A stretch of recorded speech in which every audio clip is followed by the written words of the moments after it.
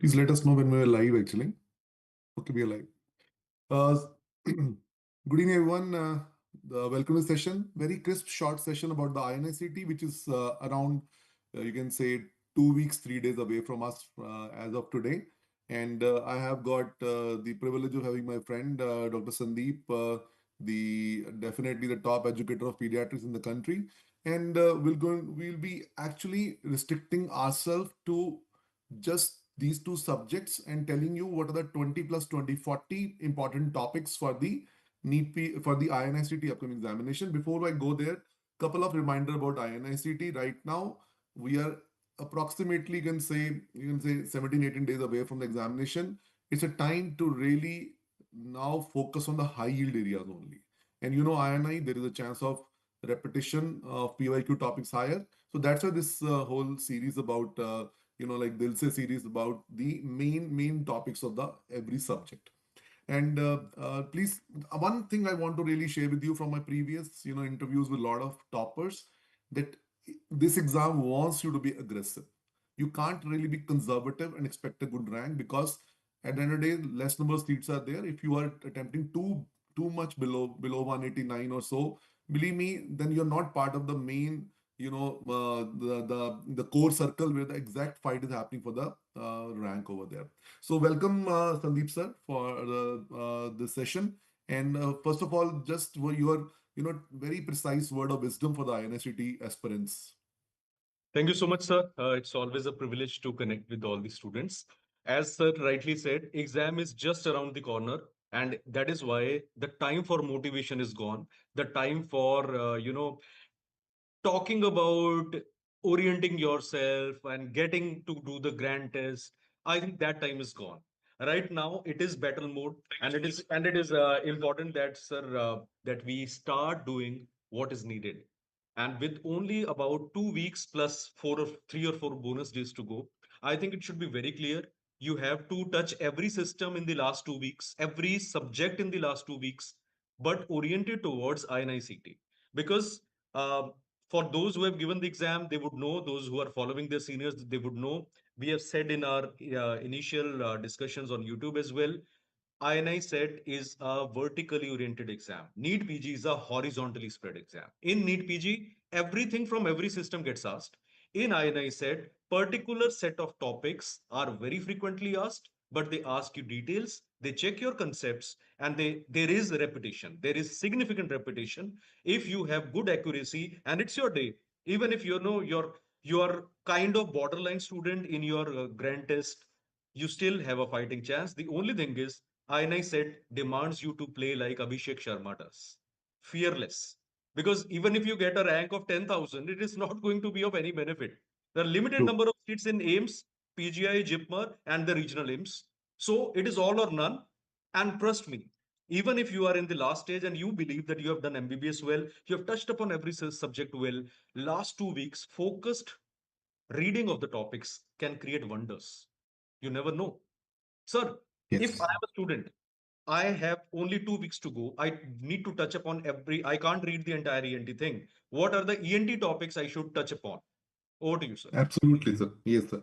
Sir, I prepared a list. If I am an ENT, INI-CET aspirant, or Sandeep is preparing for INI-CET, which critical areas of ENT I must do in the last 2 weeks of before INI-CET, and let me submit and we'll be sharing the list also with you guys. And 1 second, I'll be sharing this list with you in a while. So guys, please look at this list, and it starts with the number one topic would be, of course, audiology. Audiology is absolutely asked in a significant manner. And never forget to revise the 8 audiograms, including the normal, conductive SNHL difference. Mixed hearing loss is a very, very important domain into which they also asked last time question. Then two special dips of otosclerosis, Carrat's notch, and noise-induced hearing loss dip, acoustic dip at 4,000 hertz. And finally, the differentiation of Meniere disease versus presbyacusis. And never forget, Meniere's is the only audiogram in which one ear will be given normal, other will be having the rising type of SNHL. Sinus radiology. Guys, embryology is asked out of ear and radiology is asked out of nose and sinuses. It's a norm in the NEET PG and INI-CET both. In sinus radiology, please do not miss the X-rays, particularly water view, the cardioid view, and the two views for the ear, which can be confusing for you, will be the Schuller's view and the Townie's view. But if you remember that magical formula we discussed in the NEET PG videos of doctorals, that if chin touches the X-ray plate, it's water view, and if the forehead touching X-ray plate, you look into the water, the cardinal view. If ear touches X-ray plate, it is Schuller view. And if then the occiput touches X-ray plate, it is going to be the Townie's view. Such kind of lot of things have been discussed in the QRP, videos 5.0 version of Doc DT app, NEET PG. You can always have a glimpse over there actually.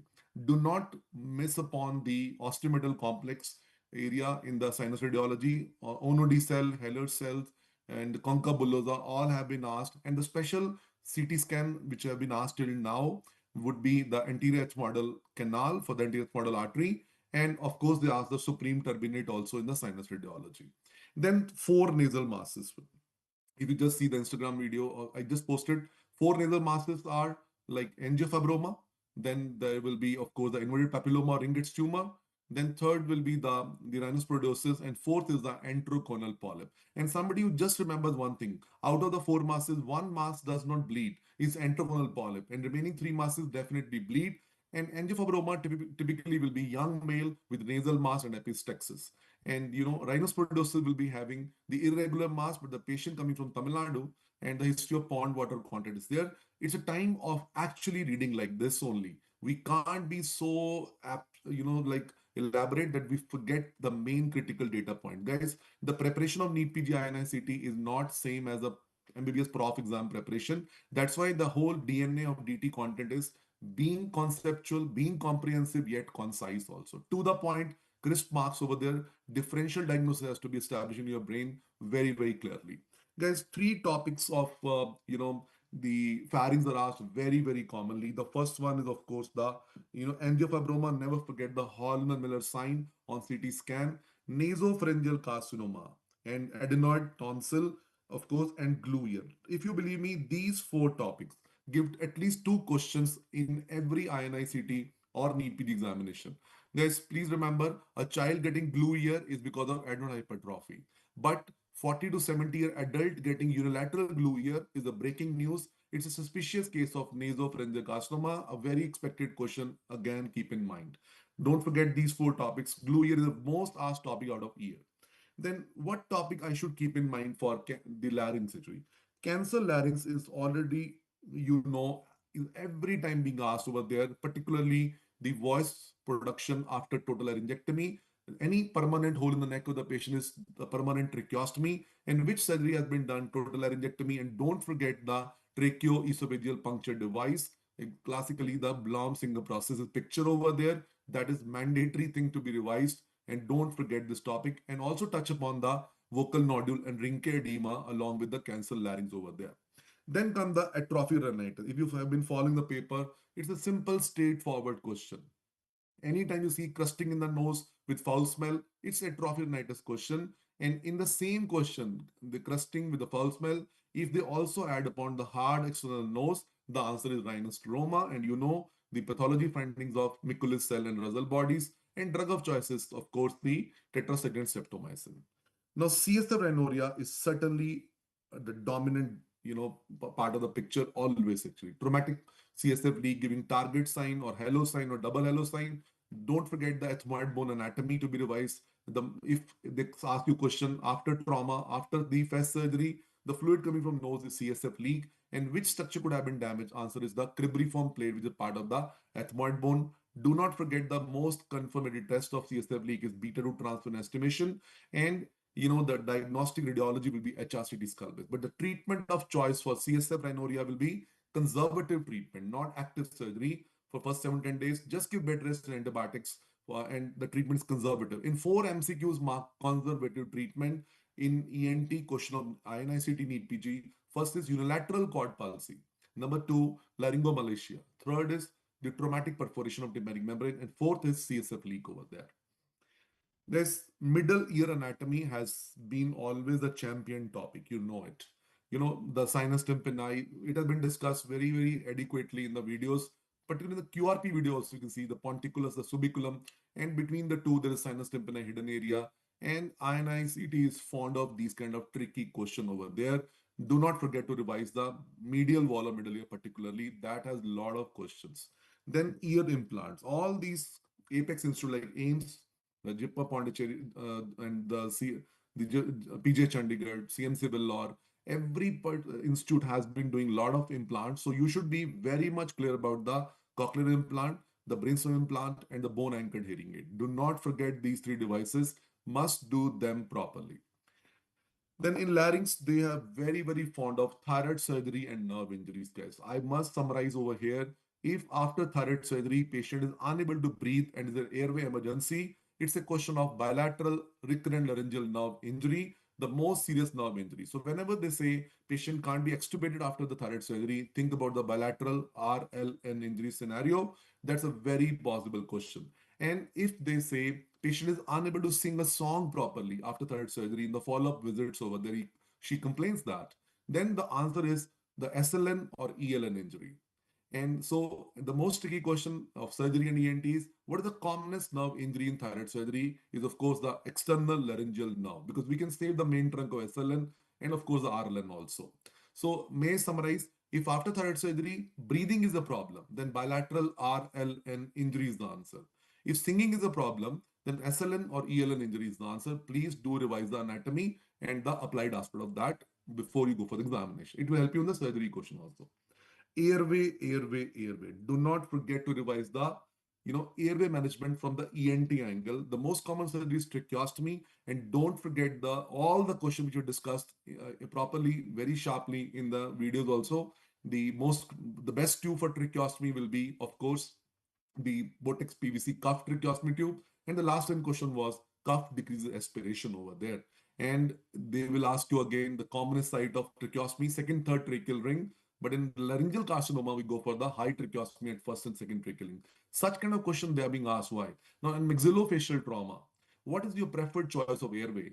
Don't go for intubation, okay? And don't go for cricothoracotomy also. Emergency tracheostomy is the correct answer of that. This is again expected question. And airway surgeries, last time they asked about cricothoracotomy. Guys, cricothoracotomy is a reserve surgery. It's a rare surgery for airway. The most common is tracheostomy. So when we do cricothoracotomy, when tracheostomy is not possible or it's going to take a lot of time over there. And why cricothoracotomy is not a very common surgery? You're opening up the larynx. It's laryngotomy. A lot of side effects are there. And the cricothoracotomy will be actually giving you airway support for only 48 hours maximum. And whenever you require more airway support, cricothoracotomy has to be followed by the tracheostomy. Guys, airway foreign bodies are always asked actually. Why? It's internal level topic. There are three level of airway foreign body, and Dr. Sandeep is sharing the screen with me, and this domain is overlapping over there. Number one, laryngeal foreign bodies. Number two, tracheal foreign bodies, and number three, the bronchial foreign bodies. All these are airway emergencies. Let us talk about the key words. See, everything about DT, all 19 faculties. We keep in mind we cannot really give you such an elaborate content, and then ultimately you're again confused between two choices. So the idea is to have the crisp, high yielding content to make it smarter hard work. Hard work is not paying in the 21st century. It's about smartest hard work effects. So whenever the question says while eating, patient get choking and aphonia, let us go for the laryngeal foreign body and keep in mind Heimlich maneuver. If the child of 1 year or below, we don't go for Heimlich, we go for the back slaps over there. But if the child actually collapses during that, then think of CPR actually, please. That was the question actually. So keep in mind, always like that. What about So the tracheal foreign NEET PG body? 25, Please. sir. It was NEET Yes, PG sir. Yes. 25. Yes, sir. So that is Dr. Sandeep is actually. So this is the domain into which the rank is decided over there. If you just read the laryngeal foreign body, you think backslap. But if you read like a doctor, so appearing in INI-CET will be think like a clinician. And please remember TLC, think like clinician. And TBN is think beyond notes. Please do not go to the exam with the burden of the notes. Go to the exam with the light of knowledge which you acquired and apply that as a clinician on that day. And it's going to check you like that. Okay. So If the patient collapses due to laryngeal foreign body, then forget about foreign body. First, do the CPR over there. Okay, chest compression will be required over there immediately. Okay. Now, tracheal foreign body, again, a serious airway emergency. But the two typical words are the palpatory thud and audible snap. The formal dancing over here. Palpatory thud, audible snap favor, which diagnoses tracheal foreign body. Choking aphonia diagnosis favor of laryngeal foreign body. And finally, the bronchial foreign body, which is expected question again. Bronchial foreign body are common in 0 to 4 year of age. And the most common foreign body is peanut. Whenever the mother says the child was playing on the carpet, was having a wonderful, happy day, sudden cough and breathlessness in a playful child is a direct clue for the bronchial foreign body. Get an X-ray chest done. It can be normal X-ray also. It can be having collapse or hyperinflation and go for urgent rigid bronchoscopy and removal. Then finally, 16th one, cadaveric pictures are very, very powerful domain nowadays. Anatomy, ENT, wherever you see. Why? Cadaveric pictures don't have any copyright issue. You know it. So hand-drawn pictures, cadaveric pictures, endoscopy pictures are more common than the bookish pictures nowadays. Because endoscopy pictures are also like that. You know the cadaveric picture of lateral wall of nose. Don't forget the turbinate meatus and all that. And do not forget any arrow on the side of larynx in the endoscopy picture is piriform sinus over there. Any arrow above the eustachian tube opening in nasopharynx is fossa rosenmuller. And the bulge around the eustachian tube is torus tubaris, which contain tubal tonsil. They're already very much known questions. So which picture I should revise, sir? Lateral wall of nose, the laryngeal endoscopy pictures. Then please identify the middle turbinate, inferior turbinate, nasal endoscopy picture. And also detailed anatomy of nasopharynx should be done in the anatomical or endoscopy pictures over there. Now CSOM complications. Now this is again NEET PG also, INI-CET also. Any foul smelling ear discharge is eticoenteral onset CS1. In this kind of discharging ear patient, if headache is there, it's intracranial complication of that CS1. So if patient has got headache, vomiting, convulsion, think of brain abscess. Most commonly temporal lobe. If there is only headache and neck rigidity, think of meningitis. If headache, there is edema on the mastoid and spiky fevers, think of stigmoids and thrombosis. And finally, only edema on the mastoid is there. Think of mastoiditis. And if ear discharge patient develop vertigo, think about the labyrinthine fistula of the lateral semicircular canal. This is the way to read now in the remaining 17 days before examination. You cannot be elaborate, but don't think if I'm not elaborate, I don't stand a chance. Please attempt wholeheartedly the INI-CET paper. Even if you're preparing for NEET PG, you have filled the form, go to the exam now with these 2 weeks devote to INI-CET style of study, the PYQ based study, do the PYQs and PYQ topics more aggressively. And these kind of lists like by the faculties would definitely help you to pinpoint which arena you should not miss in the main boards. Otosclerosis is definitely, the favorite. This any question mark like piston around incus will be stapes, piston processes. This is again expected visual question. Any young lady with the hearing loss on both sides is otosclerosis question. You know it. Don't forget to revise the picture of stapes, piston processes, which is like a question mark, like this. The middle ear implants, actually, like that. Meniere disease, I think you know it, the triad of vertigo, tinnitus, hearing loss for few hours in Meniere's. And I think we should read the Meniere topic once. And finally, the inner ear anatomy. Lot of cupula, macula, crista, all are like they can be asked. And why they're asked? They can make which is the correct statement out of A and B, B and C, A, B, C. Inner ear is a very beautiful topic where they can make such multiple correct answer question, which is the INI-CET style of question also. And E. coli auditory pathway has been asked multiple number of times. And lastly, BPP versus Meniere's should be kept in mind. Let me summarize it. BPP is a positional vertigo and only on changing position for few second vertigo with nausea, vomiting, but without any hearing loss or without any tinnitus. In Meniere's, there is tinnitus with vertigo with hearing loss actually, and for few hours, but not for more than 24 hours. Okay, so this was the list of the topics which we'll be sharing with you also. And if you see carefully, I've tried to cover all the possible questions which can come or which have come in the upcoming INI-CET. Over to Sandeep sir. Sir, before I start with the pediatric list, I'm having a deja vu. The more things change, the more they remain the same. In fact, a decade back, when I was also preparing for PGI and AIMS entrance exam, because INI-CET was not a common exam, it was two or three separate exams. At that time also, sir, these were almost, I would say, 18 or 19 topics were the ones I actually looked at. And I Yes. think when you were a student, so except for one or two topics coming in, the topics remain the same. Students just don't realize this. Things remain the same.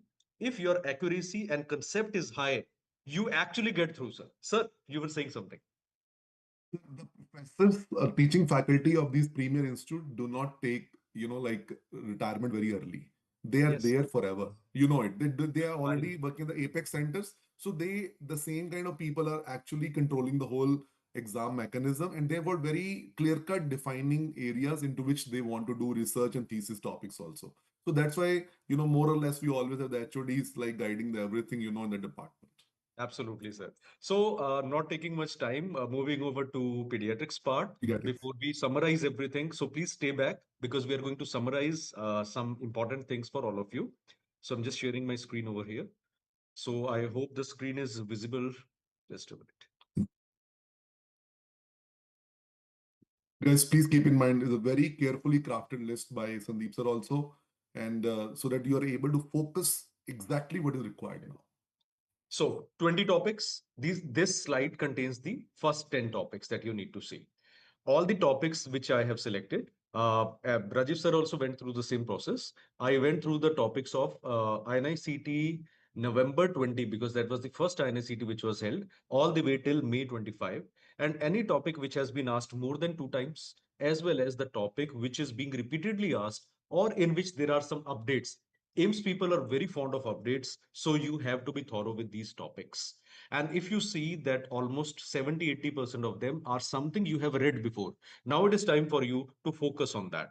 If you are already a DocTutorials subscriber, you would see that in quick revision program, the QRP, we have already covered in the 14 hours of pediatrics that I have already covered these topics.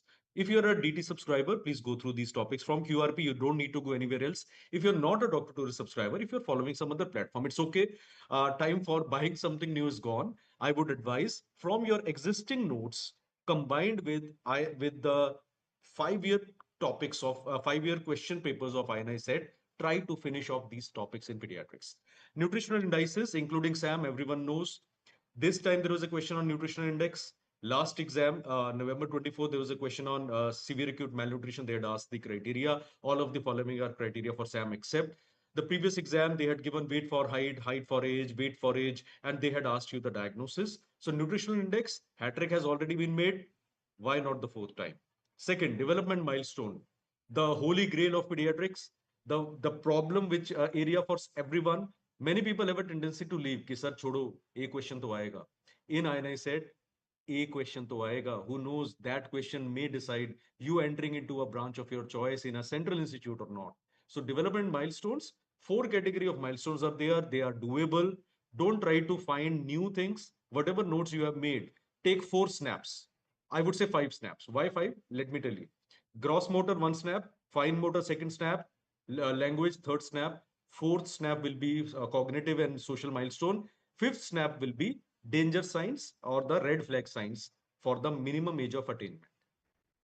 3 days, put your wallpaper, whatever wallpaper you're having, whatever photograph you're having of your own, of God, your girlfriend, boyfriend, crush, celebrity, remove that. For the next 2 weeks, 3 days each, use these photographs as your memory aid. Whenever you receive a message, whenever you look at phone, for the next 3 days, look at gross motor milestone. Let it be a part of your muscle memory. Fine motor for 3 days, language for 3 days, social for 3 days. That is the only time you have. And finally, this is called as passive learning. You have to do it. Development milestone. I would be very surprised if nothing gets asked. At the same time, don't waste undue energy. I don't know how it operates. I say in my classes also, if you don't read milestone, it gets asked in the exam. If you spend too much time of milestone, it doesn't get asked, right? So give weightage, do read about it, just try to look at the key points and take the help of the recent INI-CET and NEET PG papers. Third topic, rickets, including refractory rickets. Nutrition rickets is important, but refractory rickets especially focus on X-linked hypophosphatemic rickets, VDDR1, VDDR2, how to differentiate between them, which variety will have low serum calcium, which will have high normal serum calcium, which will have high PTH, and so on. Then fourth topic is neonatal jaundice. Again, a topic which has been asked three times in the last three exams. Fourth time it can be asked again. Breast milk jaundice also needs consideration here. Fifth is neonatal respiratory distress. This was trending when I was a student. This is trending today also. And once upon a time, when I sat in the exam, this was my opening question. The year I sat in the exam, and this could be your opening question as well. So topics like RDS, topics like TTN, and the scoring systems, the two scoring systems that you read, Silverman, Anderson, and Downey score. Please go through them and just have a look at CDH and tracheoesophageal fistula as well. Topic number 6, lysosomal storage disease, GM1 gangliosidosis, GM2, Gaucher, Niemann-Pick, metachromatic leukodystrophy, just the differential diagnosis among them. And let me put it very clearly. Cherry red spot is not seen in Gaucher's disease, not seen is in capitals. If you remember wrong things, you will get at least 3 previous year questions of INI-CET wrong. Don't depend upon Google, don't depend upon outdated notes. Nelson as well as AIMS protocol very clearly mention it. So please go through lysosomal storage disease and don't remember wrong answers from wrong guides and wrong sources. Mucopolysaccharidosis, Hurler, Hunter, Morquio, Sly disease. Just go through the enzyme deficient, what is affecting what, and what are the gags which are getting accumulated and getting excreted in urine. Tables are there. Don't overdo it. You will find these tables in biochemistry as well. Glycogen storage disease, the typical table that you find, which disease has which enzyme, what is the name, and what is the type of glycogen which is getting accumulated. Vaccination immunization, I don't remember there was any INI-CET paper. Let me tell you again, there has not been an INI-CET paper where one question on vaccination has not been asked. So go through vaccination and especially focus on IPV, especially focus on the recent updates, and especially focus on Japanese encephalitis vaccine because updates have happened there. Then IMNCA guidelines of pneumonia as well as dehydration and diarrhea. They are important. So these are the 10 topics. Moving to the second one. I hope the screen is visible because I cannot see the screen myself. So absence seizure, Visible, West syndrome, absence seizure, visible. West syndrome, and febrile seizures. You can't read everything. Go through these three, especially in febrile seizure. Go through the risk factor for recurrence, risk factor for future epilepsy. At this time, the next topic, 5 common congenital heart disease, ASD, VSD, PDA, TOF, coarctation. Even if a question gets asked from TGA or TAPVC, either it will be so simple, everyone will be able to mark, or it will be so tough, nobody will be able to mark because there is negative marking 1/3. So only focus on the 5 common congenital heart diseases in the last 2.5 weeks. Acute ITP, it has been asked in the recent exam, it has been asked in NEET PG, it has been asked in previous NEET PG, it has been asked in every single exam I think of, and so it's kind of trending topic. And do it from pediatrics, don't do it from medicine. I'm telling you again, don't do it from medicine or pathology. Acute ITP, they are asking case scenario, they're asking treatment, and treatment guidelines in children are different. Adults, it is chronic ITP where you do splenectomy, where you give TPO agonist. Children, only conservative management needed. Platelet count below 10,000, you go for IVIG, you go for steroids. So look at the pediatric guidelines. These are the questions which are being asked. Celiac disease, also called as wheat allergy, one of the favorite of AIMS examiners. Why? Because when AIMS people sit in their OPD, there is a celiac clinic which is held in AIMS and PGI, and it is a mini epidemic right now in north parts of the country. CHPS or IHPS is a chronic favorite of examiners. You are supposed to go through it. Cystic fibrosis, again, also look at the therapeutic parts of cystic fibrosis, the CAFTR molecules which are available. So you might get a pharmacology integrated question with medicine and pediatrics. Kawasaki disease and Henoch-Schönlein purpura, the two vasculitis are evergreen. They are always asked. Aneuploidy related syndromes. When I say aneuploidy related syndromes, Down, Edward Patoun, Klinefelter, Turner, and how Turner differs from Noonan. You can't read everything, go through these 6 syndromes. It's like, thinking in your mind, if ball comes in my hitting area, I will throw it out of the park. You will get something out of this. As Rajiv sir was saying, foreign body, aspiration. So I made this list not discussing with sir. This is a list I made separately, but you see the common pattern. Foreign body aspiration. As sir rightly said, it is a question which is asked in ENT. It is a question which is asked in pediatrics. Overlap topics have a much higher frequency of getting asked. So if a foreign body is there, already child is unconscious, unresponsive, he's not breathing, CPR has to be done, and this particular point gets asked again and again, and people keep marking wrong again and again. Also, go through the neonatal resuscitation protocol, the NRP guidelines. If in case you can get hold of DocTutorial QRP, just go through the 20 minutes of NRP I have discussed. Trust me, I would be very surprised if anything gets asked beyond that. So just catch hold of it somehow and have a look at it. And finally, nephrotic versus nephritic syndrome. Pathology part, yes, it is important, but examiner will give you a case scenario and they will simply mention a child is having puffiness, he's having this, that, this is urine protein, this is RBC cast or not present, this is BP. What cannot be the diagnosis? What can be the diagnosis? Remember, if there is hematuria, it cannot be minimal change disease. Forget about the percentages you read in medicine.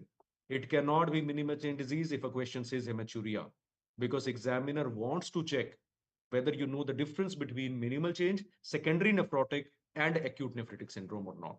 End of the day, every subject is important, but if you just go through these 20 topics, maybe spending quarter of a day or maybe three-fourth of a day, I would say, it would be more than sufficient, because you need every exam end of the day. You never know which exam, which subject is going to give you more weightage and which subject is going to give you less weightage. Maybe you're very good in surgery, but surgery gets asked very tough, or surgery, it doesn't get asked much.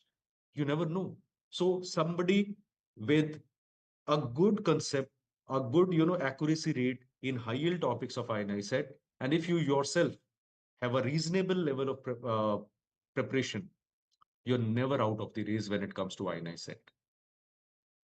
So this is the pediatric list from my end.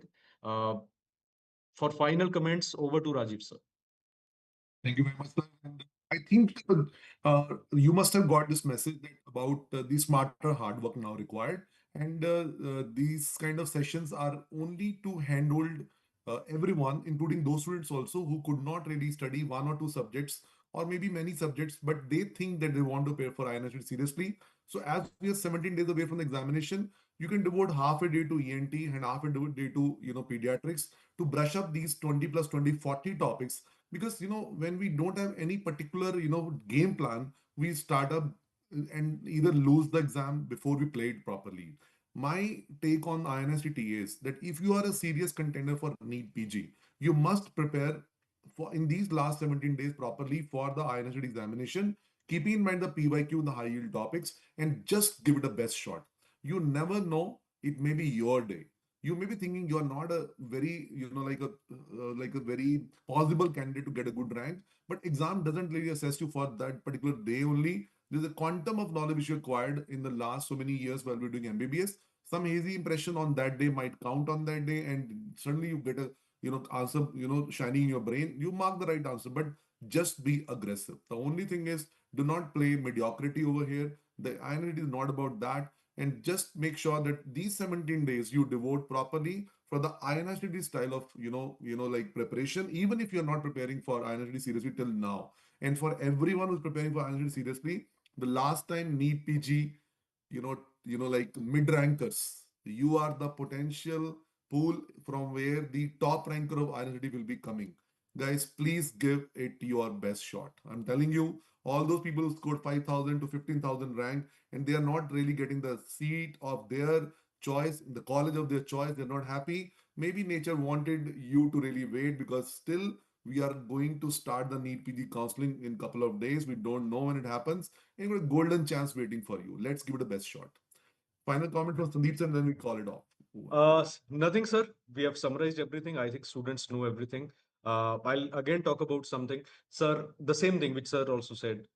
Don't try to mark 140 questions or 150 questions out of 200 and think that you will get selected. It's not going to happen. Let us put it. It's if you are targeting a rank in INI-CET, play like Abhishek Sharma. If it is NEET PG, play like Tilak Verma. If you get the message, if you like cricket, you would understand what I'm saying. That's all I have to say. Nothing to lose. What do you have in hand? MBBS degree you have. It's okay. You are a doctor. End of the day, you're still a doctor, even if you lose the game. All you can gain is a seat. But INI said you can gain a seat only if you are aggressive, smart, Only the topic or syndrome you have never heard about and the options you have never heard about, leave that. And trust me, they would be only hardly 8 to 10. So I would say 180 to 190 you have to attempt. And for now, next 2 or 3 weeks, whatever you have, try to focus on topics and not systems or subjects or cover to cover reading of notes. So those are the only final words from my end, sir. Sir, you can Very much, give sir. some Thank, final thank you word very from much. you and close the session, sir. Oh, thank you very much. Keep studying. I think no motivation, nothing like that. You know you have to study and just give it your best shot, and we will be definitely getting wonderful rank. Yes, sir. Sir, there is a comment from Chaitanya. Hello, sir. My NEET rank was 19K. INI May rank was 7K. Feels demotivated after NEET result. Started preparing now for INI. Completed 4 5 subjects. How to go? Chaitanya, you have got 7K rank in the last INI set. Let me tell you, 7K rank means you are probably 10 to 12 questions short of your dream branch in the Central Institute. 10 to 12 question means if you just get one question right extra per subject, and even if 2 or 3 more things go wrong with negative marking, you get a branch of your choice. Let it sink in. So just focus on the topics that we at DocTutorials, we are holding these sessions for all of you. Yeah, one session was held for medicine and pathology yesterday. Today it is me and sir putting up. More faculty at DocTutorials will be sharing it, irrespective whether you are a DocTutorials subscriber or not. Just try to focus on these topics and INI-CET topics. You never know. 7,000 rank, I would be, moving into the exam, knowing well, my day, I can get selected. Thank you very much, sir. Thank you. Thank you, everyone. Good luck, everyone. Keep studying. Bye bye.